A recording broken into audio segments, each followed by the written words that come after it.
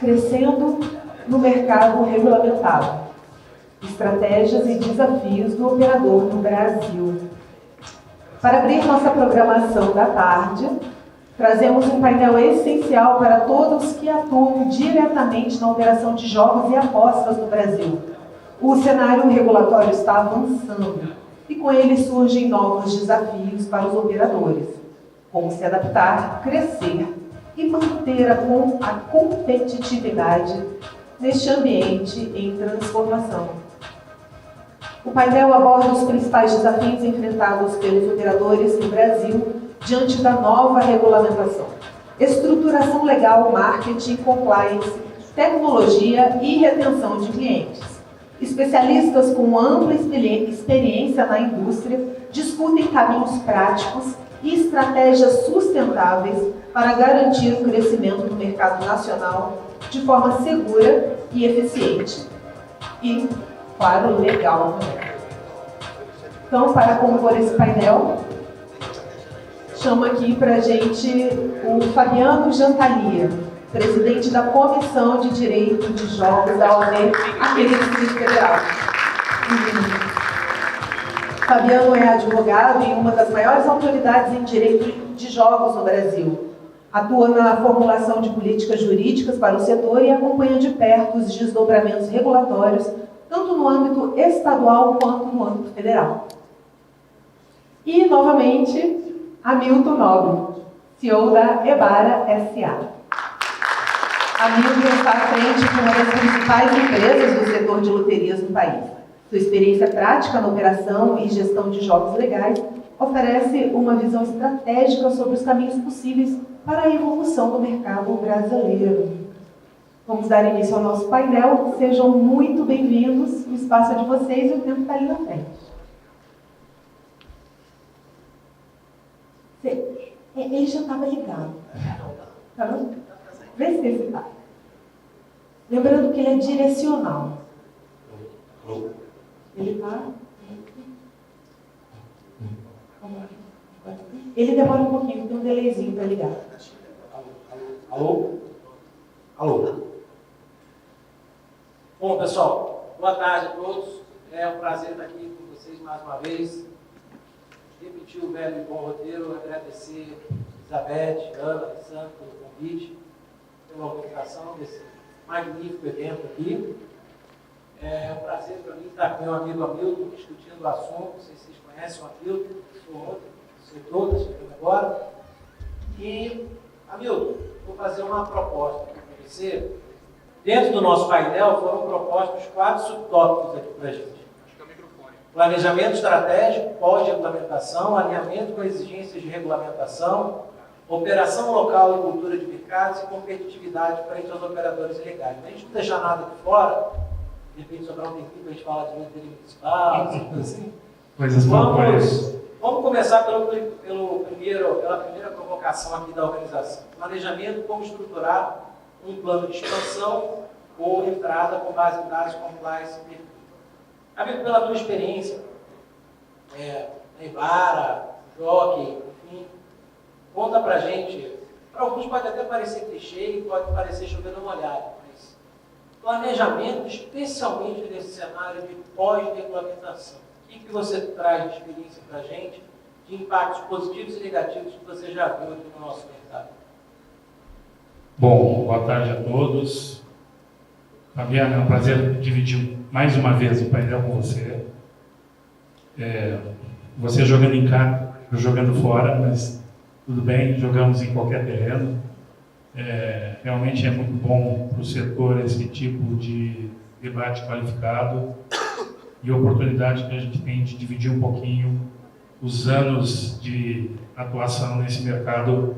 Gosto sempre de dizer, eu sempre atuei no mercado regulado de jogos, desde 1994, no Jockey Club, que era um mercado regulado, depois na Ebara, e agora, lutando tanto, chegamos à regulamentação das apostas esportivas. Obviamente que nós tivemos uma chegada, é o que eu digo, nós chegamos onde queríamos, mas eu entendo que não da forma como queríamos ter chegado.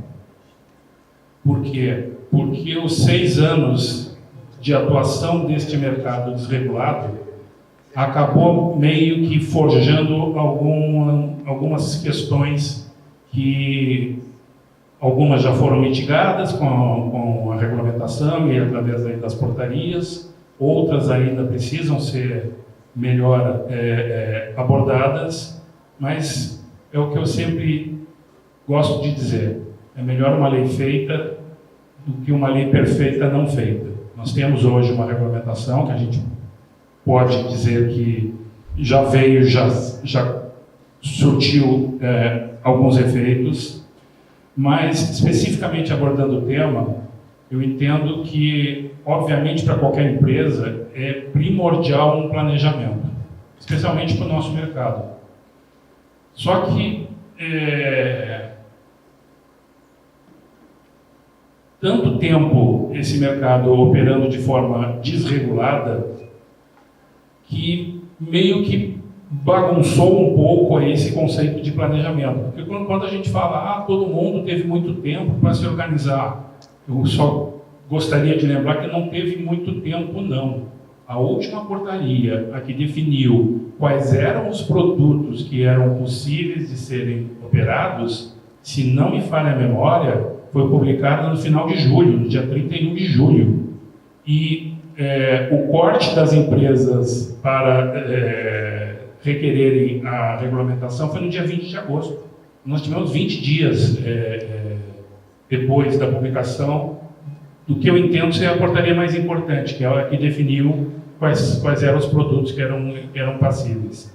Então, planejamento é fundamental, mas a forma com que nós tivemos a regulamentação e os passos que ela seguiu,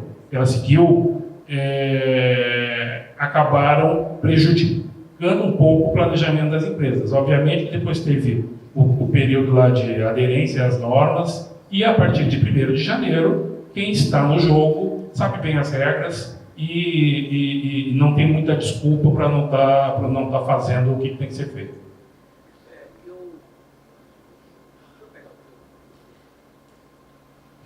Só o dele que funciona. O microfone sabe quem tem que falar, né? É engraçado porque quando me convidaram aqui para esse painel, a primeira impressão bom, está falando de planejamento, vai trazer alguém que é empresário, que é dono de bet, que é acionista. Por que um advogado falar no painel sobre planejamento? Aqui que eu acho que está a grande sacada desse painel.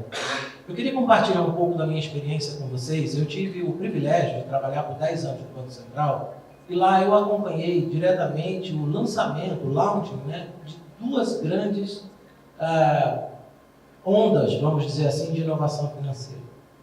A primeira dela foi a das fintechs, né, a criação das figuras da sociedade de empréstimo de pessoas e da sociedade de crédito direto, e aí aquela sensação, aquele frisson. E depois das instituições de pagamento, medida provisória 765, depois convertido na lei 12865, e aí deu origem a uma profusão de empresas. O que esses dois setores, o que o início desses dois setores tem a ensinar para o setor de bets? Em primeiro lugar, mesmo quem já operava em outros países, operar com base em regras de curaçao, de malta, ok, são outras realidades, são outras necessidades, o perfil do consumidor brasileiro é diferente. Quando você faz um onboarding aqui, você percebe, e a gente já falou isso em outros eventos, você tem um público é muito diferente. Ok, 10%, 20% do seu público permanece fiel, aquele mesmo pessoal de sempre, mas a abordagem é outra. E o que esses dois setores então têm a nos ensinar? É o que eu chamo de início, meio e fim. É um ciclo que, e eu, como leciono direito econômico há 17 anos, eu vejo isso em outros setores também. Primeiro, é o estouro da boiada. Abriu a porteira, todo mundo acha que tem um produto novo, todo mundo acha que tem uma coisa nova, todo mundo acha que vai inventar a roda e que vai largar na frente do seu concorrente. Tem mais dinheiro, mais conhecimento, ou o que quer que seja, ou é mais nichado. Então, você tem nós chegamos a ter 200 e tantos pedidos de autorização, dos quais, sei lá, 80 desistiram, já nem chegaram na praia, né? Mal mergulhou, já se afogou. E nós temos hoje para lá de 70 a 72, mas as ações judiciais devem estar com 75, talvez. Pois é, quase. Então, a primeira etapa é sempre essa, é do estouro da boiada. Aí o segundo ciclo vem. Em geral, entre 6 meses e 1 ano. Eu não estou tirando isso da minha cabeça, da minha cartola, nada. Eu estou tirando do que eu já vi acontecer em setores onde altamente tecnologia intensiva. Entre 6 meses e 1 ano, você começa a ter os primeiros tombos, os primeiros planejamentos. O período de payback já não vai ser mais aquele, o retorno já não vai ser mais aquele, o faturamento já não é mais aquele, etc. E aí você começa a ter os primeiros problemas de estrutura. Uma coisa, você começa com um caminhãozinho pequenininho, depois vem uma porção de gente, o caminhãozinho fica cheio, até você trocar o chassi dele, você tem um problema. Normalmente, o primeiro sinal que um regulador percebe claramente, no caso do Banco Central, eram os desencaixes, os descumprimentos de índices de capital. Aqui, como a gente não tem essa preocupação, normalmente você vai ver isso por uma elevação do número de reclamações ou de inconsistências ou incongruências no fornecimento de dados aos reguladores. É isso que a gente vai começar a ver. Normalmente isso ocorre entre 6 meses e 1 ano. No período de 1 ano a 2 anos, começa o regulador, já ciente de como o mercado funciona e já dominando melhor as regras, a apertar ainda mais o cinto. Normalmente se vem um primeiro ciclo de mudanças ou de atualizações da regulamentação, porque o regulador já percebeu que algumas coisas precisam, alguns parafusos precisam ser apertados, e aí o problema que era um problema de 1, 2, 3, passa a ser um problema de 10, 15, 20% do mercado por aí. E aí o regulador começa as primeiras ações, que podem ser sancionadoras ou até mesmo razões de exclusão. Nós não temos aqui a figura da liquidação extrajudicial ou do regime de direção fiscal, que a gente tem, respectivamente, no Banco Central e SUSEP, mas a gente tem alguns mecanismos aqui. E aí, Hamilton, é que começa o problema. E eu acho que aqui está o X da questão. Como garantir que você tenha um planejamento, que você tenha uma sustentabilidade do negócio? No AIS, inclusive, esse ano se debateu muito isso. A sustentabilidade dos negócios em 2 vertentes, tanto do ponto de vista do jogador, ou seja, não me interessa ter um viciado aqui ou um cara endividado sempre comigo, porque esse cara não vai voltar, e a sustentabilidade das operações. E a grande questão que se coloca sempre de sustentabilidade é, aí eu vou falar diretamente com gestores de áreas comerciais e de governança. Como você garante isso? Para mim, só tem um fator que você consegue. É o compliance? Compliance não é diferencial, é pressuposto. Para quem quer operar no mercado. Para mim, você só consegue ter sustentabilidade de negócios se você tiver um planejamento que contemple a formação de uma cultura organizacional. Uma cultura organizacional que tem uma vantagem. Ela manifesta valores, ela manifesta diretrizes, ela manifesta procedimentos, mas é ela quem vai ser a fonte de interpretação para o seu operador de telemarketing, do seu central, do seu saque, de dar a solução para aquele caso, para a sua área de compliance, dar a solução para aquele caso que não foi originalmente previsto. Então, para mim, qualquer planejamento, para além do financeiro, para além do técnico, precisa contemplar a necessidade de formação de cultura organizacional. Eu acho que esse realmente é o X da questão. Quem me acompanha, especialmente lá pelo LinkedIn, que eu sou bastante ativo, eu uso praticamente um mantra. E há muito tempo eu afirmo que muitos operadores atuais, conformes, passaram por todo o processo perante a SPA, irão cair, ao meu ver, por uma questão, por uma palavra chamada governança. Governança, para mim, é a palavra-chave. Por quê? Uma coisa é você fazer as suas transações privadas. E a maioria dos operadores foram forjados em operações meramente privadas. Eles definiam quando investir, como investir, a forma com que devia fazer, e sem regras muito claras. Né? Hoje é diferente, por quê? Porque hoje você está fazendo um negócio com o governo, e o governo ele estabelece as regras e não tem jeito, essas regras têm que ser cumpridas. E a maioria das empresas que não tiveram a convivência com um ente público acaba derrapando em processos simples, em processos de prestação de contas, em processos de conformidade. Então eu tenho insistido muito, todo mundo fala de compliance, ok, compliance é extremamente importante, mas compliance associado à governança, eu chamo de governança, é a forma com que você vai ter o relacionamento com o órgão regulador. Para mim, boa parte das empresas que vão cair, não vão cair por falta de capacidade de investimento, de falta de capacidade técnica, mas de falta de entender a importância do relacionamento público e a importância de fazer bem feito esses aspectos de governança.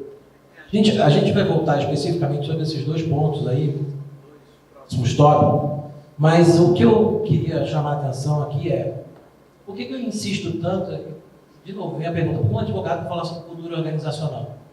Eu atendo a diversos clientes lá no escritório, principalmente do setor financeiro, e a maior dificuldade que eu tenho como advogado é muitas vezes chegar à raiz da questão. Por que é que aquilo aconteceu? E ninguém sabe. Não, foi fulano, foi ciclano. Você não tem uma cadeia de eventos, uma cadeia de processos de trabalho. Você falar em compliance só, compliance não é um tiquezinho que você vai dando nas caixinhas, como era antigamente um estoquista, né, que passava lá, tá aqui, tá isso, tá aquilo, tá aquilo. Não. Tem algo que eu acho muito importante dentro do compliance, que é o CRA, que é o Compliance Risk Assessment, e tem metodologias muito aprofundadas que precisam ser incorporadas. Então, dentro da linha do que a gente está falando aqui, a cultura organizacional, ela é feita a partir do quê? Em primeiro lugar, um investimento maciço em treinamento e capacitação das pessoas. Isso é fundamental para a sobrevivência de qualquer empresa. Não se coloquem na posição de absolutamente protegidos, porque daqui a pouco vai começar a dança das cadeiras. O que está na BET 1 vai para a BET 2, o que está na BET 2 vai para a BET 4, o que está na BET 4 vai para a BET 5, e você vai perder o seu conhecimento.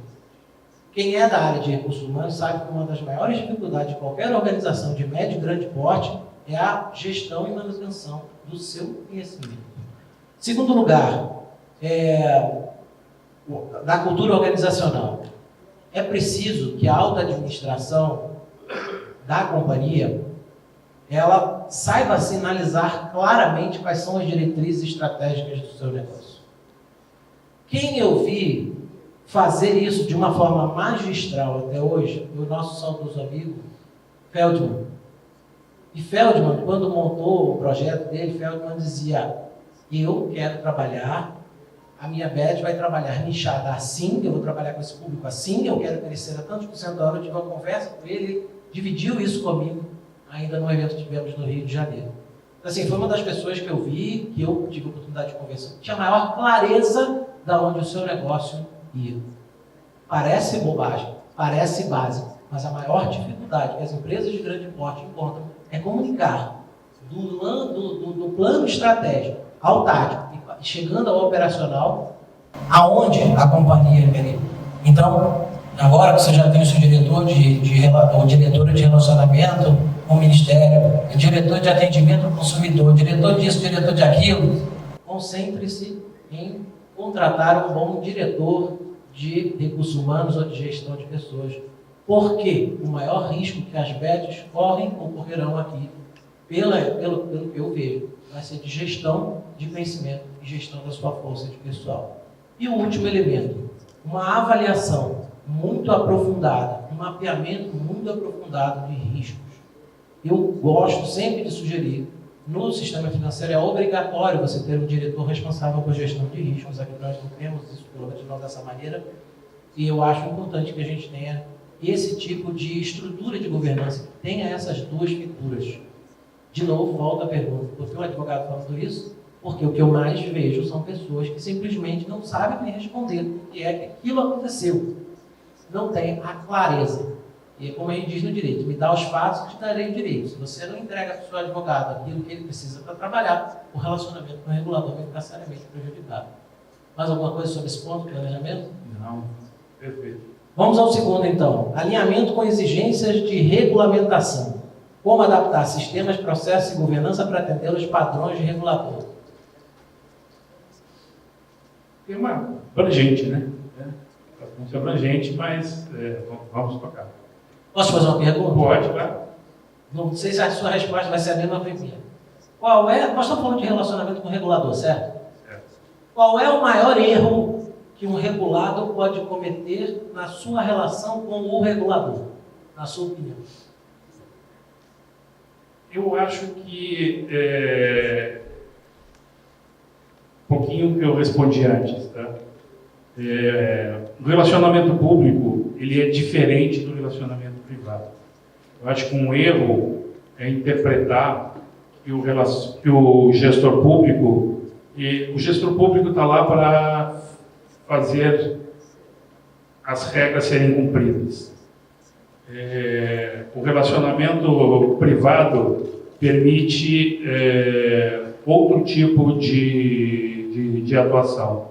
Então, um grande erro é achar que o poder público, o poder concedente, poderá particularizar algum tipo de operação ou poderá permitir coisas que não estão expressamente definidas na legislação. É um ponto interessante. Eu tenho uma resposta que talvez seja complementar à sua. Sabe qual que é o maior erro que eu vejo enfim, muito Banco Central, né? Muito Banco Central, mas e CVM também. O que eu vejo na minha experiência, o maior erro que um regulado pode cometer no relacionamento com o regulador é a soberba. Nós temos uma coisa que é muito interessante dentro da teoria da regulação, que eu vou chamar que é o dilema da assimetria. O dilema da assimetria de informação.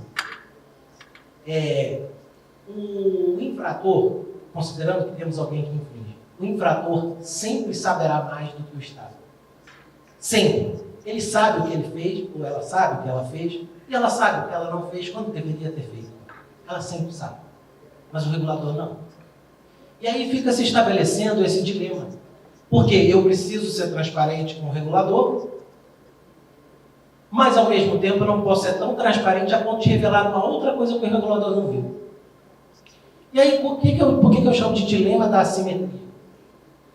Porque de um lado você tem a possibilidade, você tem deveres de informação, preenchimento de cadastro, atualização diária, 6 horas da manhã tem que estar rodando lá o arquivo, tem que chegar lá no SERPRO, etc.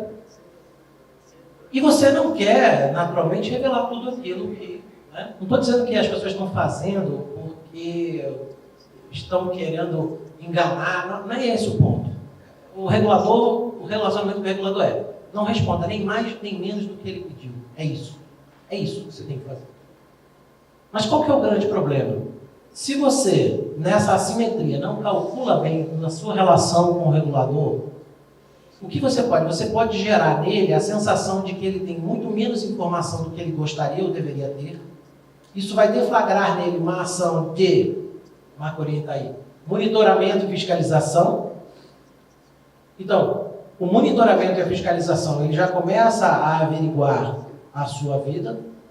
E se essa assimetria ainda assim permanecer, ele pode colocar o pé na porta, aplicar uma medida cautelatória ou alguma medida dessa natureza prevista na lei e ir até você e pedir informações e aí sim descobrir coisas que ele talvez de outra maneira não descobrisse. Então, como calibrar essa? Né? Você não pode ter nem muita nem pouca assimetria de informação. E isso é uma coisa que eu falo sempre para os meus clientes nesse relacionamento. E vocês sabem o que ocupa a maior parte do meu trabalho, talvez 60% a 70% do meu trabalho nessa assessoria, muitas vezes regulatória? Redigir documento. Redigir documento em português.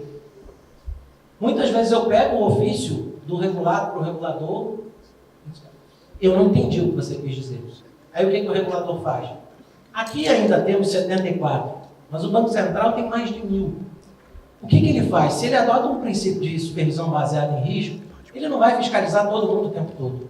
Ele vai escolher você, ou você, e não vai sair do seu pé até que ele tenha escrutinado você por completo. Então é meio que um jogo de você se esconder. Então você vai dosando a informação e vai passando as informações e cumprindo. O que eu sempre digo? Qual é a melhor abordagem para você lidar com o regulador e estabelecer, e já te passo a palavra, para a gente estabelecer esse padrão de relacionamento? Para mim, a figura mais importante nesse relacionamento tem que ser, dentro da estrutura de governança de uma BET, tem que ser o diretor de relacionamento do Ministério da Fazenda. E digo mais, essa pessoa, na minha visão de governança, tem que centralizar todo e qualquer telefonema, e-mail, contato ou o que quer que seja. Não é o diretor de compliance, a diretora de compliance, não é o diretor de operações, não é nem o CEO ou a CEO. É o diretor de relacionamento do Ministério da Fazenda. Porque é essa pessoa que vai entender o regulador, estabelecer com ele uma relação, estou fazendo assim com o Fábio, tá ali? Estabelecer uma relação de credibilidade. O maior patrimônio que um regulado tem perante o regulador é a credibilidade. Essa credibilidade vai te ajudar quando você tiver um problema, você dizer, Fábio, cara, sempre fui correto com você, cara, dessa vez aconteceu uma coisa, Fábio, não, você tem um histórico comigo, eu confio em você. E como a Secretaria pode até, talvez, não instaurar um processo administrativo, se entender que aquele bem jurídico talvez não foi assim tão do lado, ela pode, inclusive, negociar no sentido mais republicano e probo possível, ela pode negociar com você uma solução para aquela situação. O que você acha disso? Eu acho que o caminho é esse, né? Uma das críticas que eu sempre fiz aos operadores na pré-regulamentação, especialmente no ano passado, e especialmente depois lá de agosto, ficou, e principalmente a partir de 1º de outubro, ficou a tal da lista positiva, é que, ao meu ver, a maioria só cumpriu tabela. A maioria fez exclusivamente o que estava previsto para aquele momento. Eu acho que esse foi um grande equívoco. Aí chegamos no final do ano, um caminhão de pedidos de certificações. Gente, todo mundo sabia que tinha que ter certificações. Todo mundo sabia que as plataformas, os jogos tinham que ser certificados. Então, acho que hoje de manhã foi falado um pouco isso também, é fazer mais do que está sendo recomendado. O certo é o certo, todo mundo sabe o que é o certo. E, principalmente, que assim como o regulador, os operadores também têm as experiências internacionais, sabem como é que funciona lá fora. Por que eu preciso esperar uma definição do governo para fazer uma publicidade responsável? Por que o CONAR precisa estabelecer um anexo para eu saber o que eu preciso dizer, se isso mundo afora vem sendo feito há muitos anos? Então, eu acho que a regulamentação tem falhas, algumas falhas, mas a regulamentação veio, deu sinais muito claros, e tem coisas que não precisavam sinais do governo, os operadores se anteciparam, mas ficaram naquela, pô, meu concorrente não está fazendo, então eu não vou fazer, porque senão eu vou ter aflição. Foi falado aqui. Então eu não vou fazer KYC, por que eu vou fazer KYC agora se ninguém está fazendo? Tá? E aí, eu já aproveito para pedir para o regulador aqui que despenda o mesmo ímpeto, ou até muito mais, com os operadores ilegais do que com os operadores legais. Eu tenho elogiado bastante iniciativas com relação a, eu acho que foram tardias, mas foram muito bem-vindas, a indicação de algumas empresas que estavam transacionando PIX para mercado não regulado. Então, obviamente que o mercado regulado precisa de fiscalização, obviamente que o mercado regulado precisa de conformidade, mas o esforço para o combate ao não regulado tem que ser redobrado, porque isso que vai fazer as empresas reguladas terem saúde financeira para continuarem seu objetivo de estar dentro da regulamentação. E só para completar esse segundo, para a gente seguir essa nossa linha aqui dos 4 tópicos, eu tenho só uma coisa, uma recomendação que eu sempre faço. Nessa relação com o regulador, eu disse, o diretor de relacionamento com o Ministério da Fazenda tem que ser a sua ponta de lança. Ninguém mais pode falar com o regulador, a não ser que o regulador peça, a não ser esse diretor ou essa diretora. Porque ele vai cultivar a credibilidade e ele vai modular o discurso e a retórica que você vai ter no trato com o regulador. Isso causa, nós somos seres humanos, isso causa uma empatia com o regulador e, assim, grande parte das coisas que eu consigo para clientes no relacionamento com reguladores é construindo essa relação de pessoalidade. Não sou amigo de ninguém, não tomo chopp com ninguém, não saio com ninguém, não vou à festa de ninguém. Mas as pessoas, o que eu procuro sempre dizer é, eu gostaria muito que as pessoas, quando vissem o meu sobrenome, dizem, não, peraí, esse cara aqui é um cara sério. E assim como o meu, o de qualquer sobrenome, de qualquer diretor de relacionamento. E aí uma regrazinha básica para todo mundo aqui. Regra número 1, o regulador te perguntou, responda de maneira didática. Se ele fez 7 perguntas, responda. Pergunta 1, responde. Pergunta 2, responde. Olha, eu trabalhei do outro lado. Vocês não sabem o ódio que dá no regulador. Quando você recebe um negócio, você pergunta A, e o cara tem que ficar caçando a resposta. Sabe, professor de curso de 9º período de direito, que você já está caçando a resposta. Você tem que caçar a resposta para dar meio ponto para ele. Gente, parece algo ridículo. Mas a maior dificuldade que o regulador às vezes tem é de entender o que ele respondeu à pergunta. Segunda coisa, se tiver um problema, antecipe ao regulador. Converse. Ligue para o regulador, marque uma reunião e diga, estou com esse problema, não sei o que fazer, não sei como colocar, tem uma possível solução. Isso é aderente com a sua perspectiva? Você acha que isso aqui está alinhado com a sua agenda, com a sua coisa? Esse é um problema, essa é uma outra questão. Se precisar de prazo, peça antes do prazo expirar. Vocês não sabem o ódio que dá no regulador quando o sujeito chega no último dia e responde dizendo às 23h58 ele manda aquele ofício, porque afinal de contas é tudo por meio digital, ele vai mandar pelo SEI, e aí ele vai dizer assim, peço mais 30 diazinhos de prazo. Ligue. Recebeu? Ligue. Não sei se vou conseguir responder. Você acha que eu consigo mais 10 dias? Faça isso hoje. Outra dica. Teve um problema. Aconteceu uma situação de não conformidade. Recorra ao termo de compromisso. Eu tenho dito isso, eu trabalho com termo de compromisso desde 2017. Lei 3.506 do Banco Central criou essa figura. O termo de compromisso, todo mundo acha que é remédio para fratura exposta. Termo de compromisso é remédio para febre.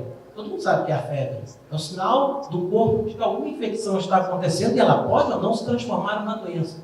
Deu a primeira febrinha, deu um problema, procure o regulador.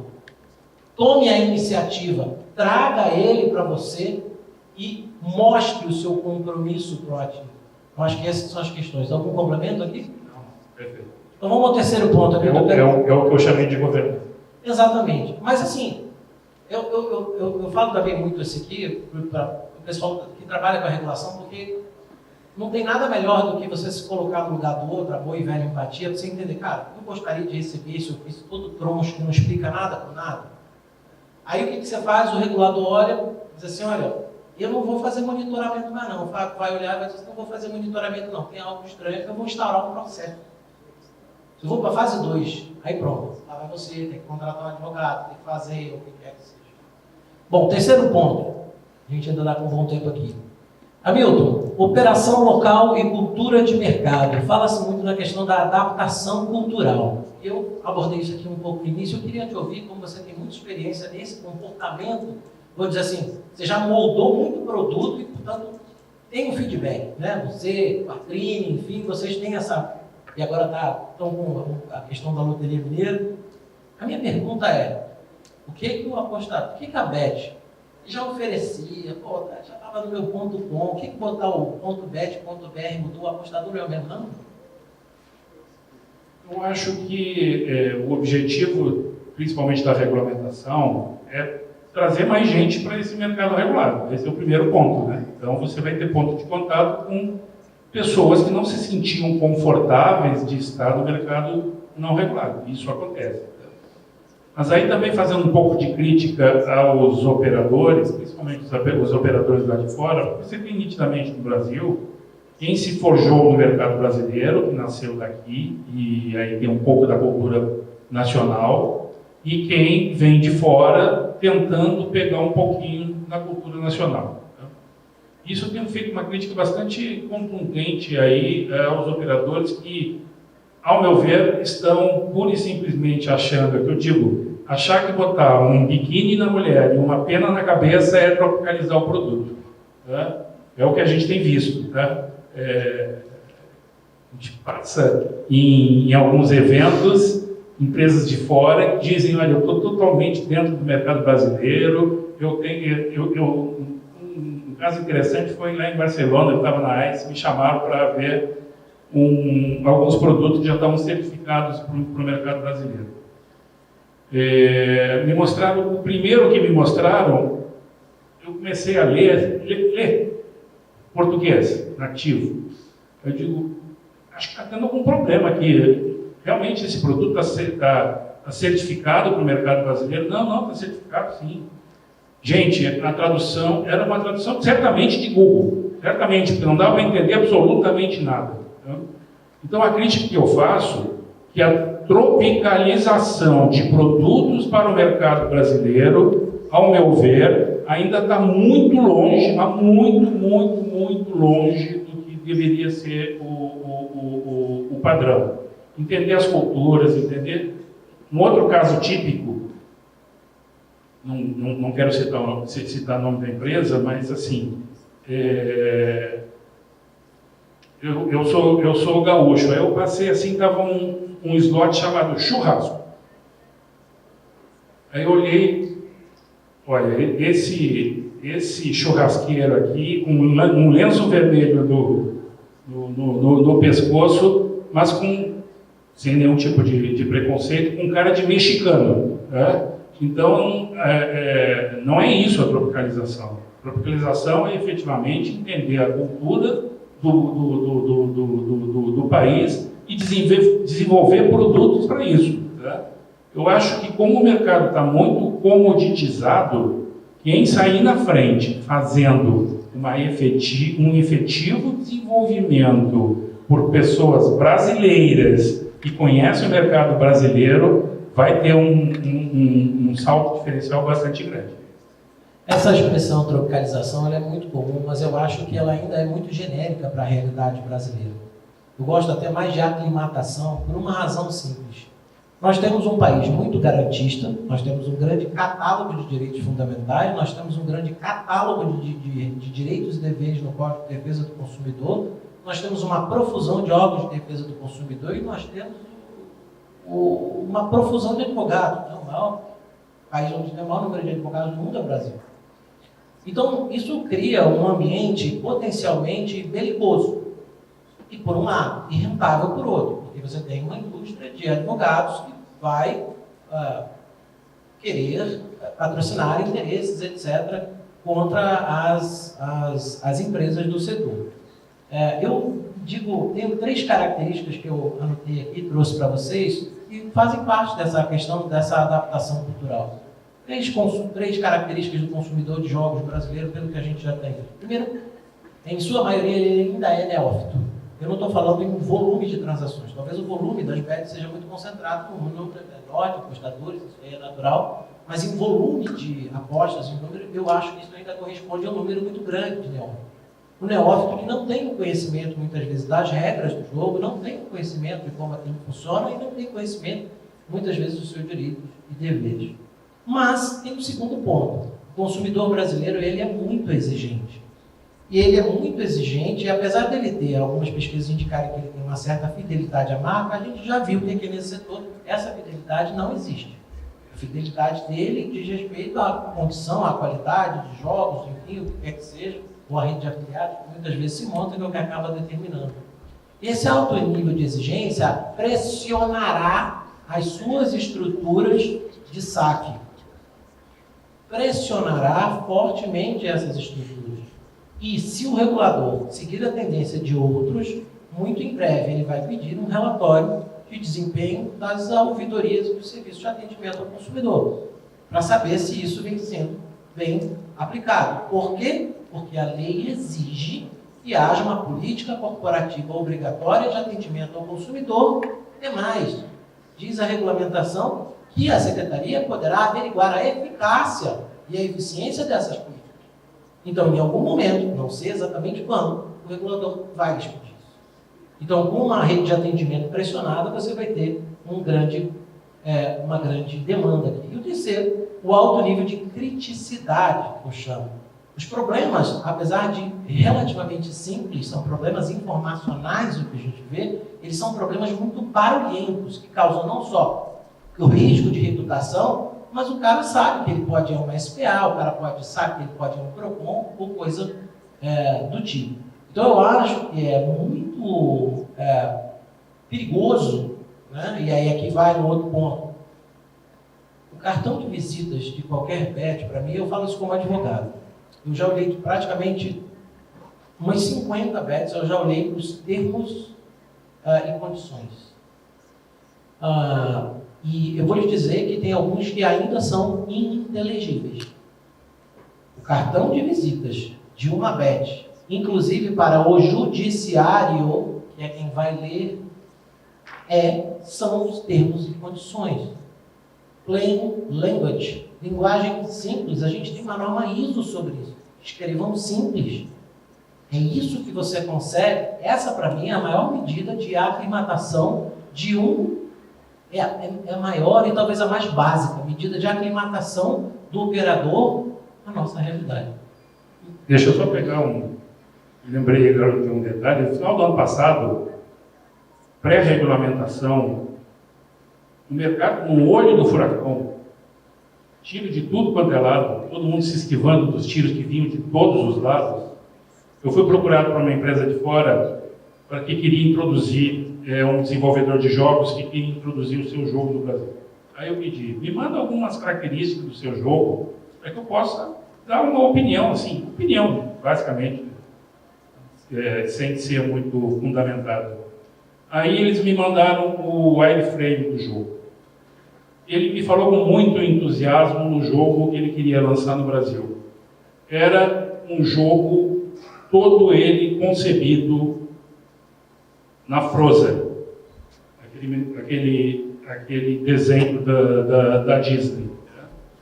Eu digo, gente, no mínimo inoportuno, intempestivo, fora do timing. O mercado brasileiro não merece ter um produto de... O cara nunca mais voltou, não sei porque o cara nunca mais voltou, mas eu tive que dizer porque eu acho que a falta de zelo pelo momento também é importante. Dica de graça, que eu gosto sempre de dar, dica de graça é a seguinte: sabe qual a melhor forma? Lá no escritório, por exemplo, a gente tem uma prática, independentemente de quem escreve, meu sócio daqui, o Senna sabe disso, uma coisa que a gente faz nada do escritório sai sem pelo menos 2 pessoas lerem. Nada. Se só tiver eu e o estagiário vai ler o que eu escrevi. Independentemente. Porque a gente acha, sempre está escrevendo para o outro, mas a gente está escrevendo para a gente. Então, a minha dica é muito simples. Montem grupos focais. Façam o seguinte: peguem 4, 5 pessoas da base de vocês, convidem para uma sala, contratem uma consultoria. Tem gente que faz essa de pesquisa de grupo focal. A gente na academia faz muito isso, o grupo focal. Mas contratem isso, peguem um advogado externo de um escritório, qualquer que seja ele, da sua confiança, coloquem dentro de uma sala, apresentem os termos e condições de vocês. Digo, vocês têm 4 horas para vocês me darem uma análise. Obviamente vai remunerar, quem quer que seja, enfim. Vocês têm 4 horas para remunerar com crédito para ajuda. Pega essas 5, 6 pessoas, coloca dentro de uma sala, deixa 3, 4 horas e diz assim: o que precisa melhorar aqui? Está claro? E façam testes. Aconteceu isso no jogo, o que está aí de acordo com os termos e condições? Deu errado. Não. Você acha que a resposta é A? Não, olha aqui, está na linha 2.2 aqui, a resposta é B. Esse exercício simples, as simple as that, vai lhes poupar de uma enormidade de gastos, enormidade de problemas. É um exercício muito simples, 4, 5 pessoas da sua própria base, escolhidos aleatoriamente, mais 1 ou 2 advogados, ou um escritório, porque você vai ter que dar uma roupagem jurídica aqui. Façam isso. Em uma tarde, um dia, vocês vão ter termos e condições muito bem validados e muito claros. Certo? 4 minutos ainda. Olha o que aconteceu, a gente ligou esse timer atrasado, lembra? Mas Foi. está contratado 4 minutos. Foi erro nosso. Eu avisei. E aí a gente, ainda bem que o Hamilton avisou lá, mais ou menos a tempo. E aí a gente já usou todo o nosso tempo, até o tempo das perguntas e respostas. Então, bom, a gente fica aqui à disposição para troca. Eu juro por Deus que eu estou aqui, ó, são 3h34 aqui, a gente está controlando no lápis aqui. Mas, enfim, a gente não conseguiu chegar ao quarto ponto, mas ele foi muito abordado, que é a questão do mercado informal, do mercado marginal. Queria agradecer mais uma vez a honra do convite. Espero que a gente tenha sido didático, propositivo, claro, pragmático, prático, direto. E, amigo, deixo com você aqui para as suas considerações finais. Não, o tema que eu mais gosto de abordar, que é o mercado não regulado, fica para o próximo painel. Acho que foi bom, foi esclarecedor, e acho que o importante é passar a mensagem de que todos que estão aqui precisam remar para o mesmo lado. O que eu digo é o seguinte: nós só temos um inimigo, que é o jogo ilegal. O resto tudo se acomoda, o resto tudo a gente conversa, mas não dá para transigir contra o jogo não regulado, porque ele é muito nocivo e ele derruba todos os pilares de um jogo estruturado. E eu, da minha parte, só quero deixar o último final remark aqui. A palavra de ordem que vai determinar esse sucesso ou insucesso dentro dessa linha de planejamento é a que eu falei. Na verdade, não é uma palavra de expressão, é mais uma palavra de expressão. Né? Cultura organizacional. Não é balela de livrinho de gestão. É o que a gente vê todo dia. Cultura organizacional bem implementada leva a um sistema de compliance eficiente, leva à prevenção de riscos. Muito obrigado pela atenção. Obrigada a vocês. Agradecemos aos nossos panelistas por compartilhar estratégias e experiências valiosas para o crescimento dos operadores no mercado privado. Seguimos com a registro inicial.